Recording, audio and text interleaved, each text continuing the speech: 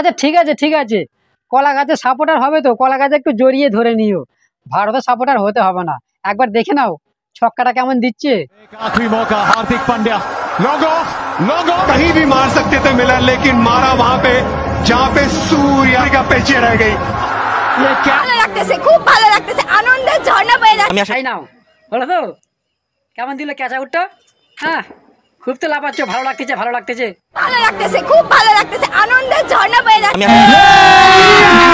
अभी मजा आएगा ना भिड़ो। আরে এ কি মাথা খারাপ হয়ে গেল নাকি? শালা নিজের মুখে জুতো মারছে। বুঝেছি, হেরে গেছে বলে মন খারাপ হচ্ছে, তাই বলে নিজের মুখে নিজে জুতো। সঠিক বলেছেন। এর নাম হচ্ছে বাংলাদেশ।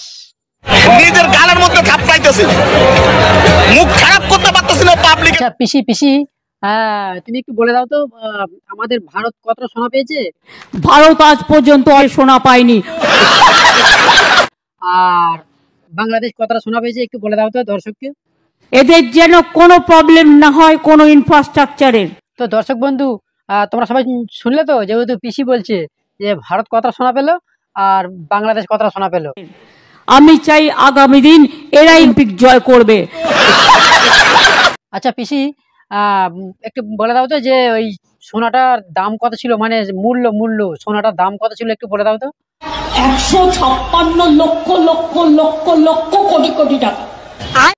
টাকার সংখ্যাটা তো আমি ভুলে গেছি, কত লক্ষ লক্ষ লক্ষ কোটি কোটি আমি ভুলে গেছি, একটু বলে দাও তো। 1 লক্ষ না, 156 কোটি কোটি কোটি কোটি কোটি কোটি কোটি টাকা। কি বলে? দর্শক তোমরা শুনলে তো যে সোনাটার মূল্য কত ছিল। হ্যাঁ ওই যে পিসি বলে দিল।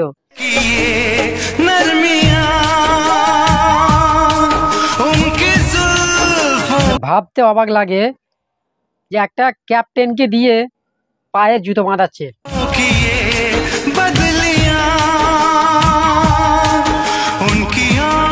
কি খেলোয়াড় এরা, আমি তো মানে বুঝতে পারছি না, নিজের জুতোটা পর্যন্ত বাঁধতে জানে না, অথচ মাঠে খেলতে নেমেছে। ঠিক বলেছো। কতটা মানে ছোট লোক মানসিকতার হলে যে পায়ে একটা জুতো বাঁধানো যায়, তাও আবার ক্যাপ্টেনকে দিয়ে।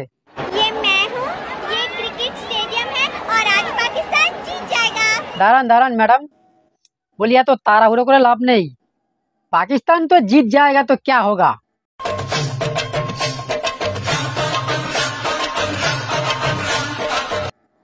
এইবার তো দেখো খেলটা কেমন লাগে।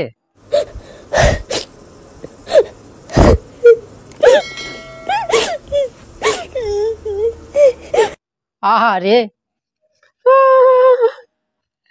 খেলে তো একটা কেমন দিল। যাও এবার, বাই, বাড়ি যাও। হাইলে কেন? ঠাকুর দেখতেছে রাজবেলা আমার থেকে হাইলে কেন?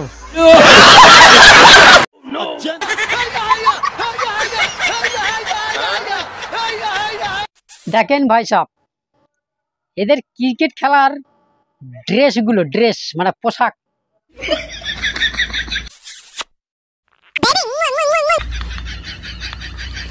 এদিকে একজন ধুতি পাঞ্জাবি আর একদিকে এদিকে বোলার আছে বেনারসি।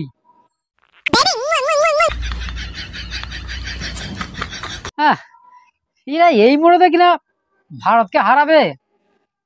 ঠিকই আছে, যেমন দেশ তেমন দেশ। ফালতু কথা একদম কবি না। উড়ছে লুঙ্গি লড়ছে দেশ, ভারত এলে সব শেষ, তারে নাম বাংলাদেশ।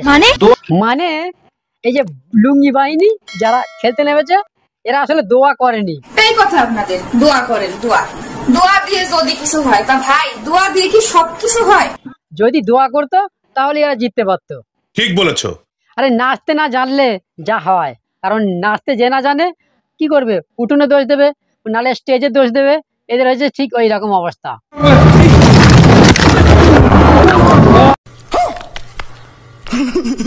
মাথায় আপনাদের বুঝতে হবে সবসময় আমাদের টার্গেট কিন্তু next world cup, not this world cup.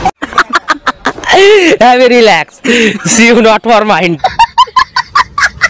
মাথায় আপনাদের বুঝতে হবে সবসময় আমাদের টার্গেট কিন্তু next world cup, not this world cup. তো শুনতে পেলে যে গুরু, এই বাংলাদেশের যে লোকগুলো আছে না, এদের অ্যাকচুয়ালি জন্ম হয়েছে নেক্সট ওয়ার্ল্ড কাপ খেলার জন্য, কারণ এই যে নেক্সট ওয়ার্ল্ড কাপ যে কখন আসবে এটা ওরা নিজেরাই একমাত্র জানে। আমি ছাত্রলীগকে বলতে চাই, আমি তোমাদের কাছে স্মার্ট বাংলা। তো আজকে দর্শকদের শোনাবো যে ছাত্রলীগের জন্য স্টেজের উপরে না যে মাইকিং যা করেছে, পুরো দেখার মতো, যে ডায়লগ মারছে একটু মন দিয়ে শুনবেন। এই যা যা যা যা যা যা মিস হয়ে গেল, পড়ে গেল বলে। এই হচ্ছে বাংলাদেশের অবস্থা, নিজেদের স্টেজটাই ভালো করে করতে পারে না, তো এরা তো দোষ তো দেবেই। আগে ভালো করে স্টেজটা করতে শেখো, তারপর বক্তব্য দিতে শিখবে, বুঝেছো? বাংলাদেশ হেরে যাবার পরে যেভাবে সম্মানটা করছে একবার কিন্তু মন দিয়ে শুনবে, ঠিক আছে?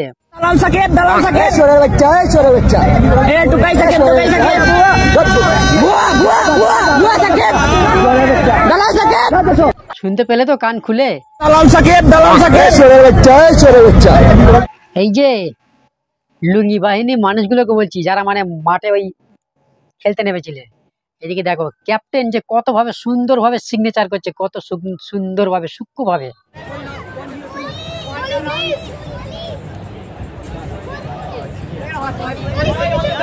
মনে হয় তোমাদের দ্বারা এসব হবে না।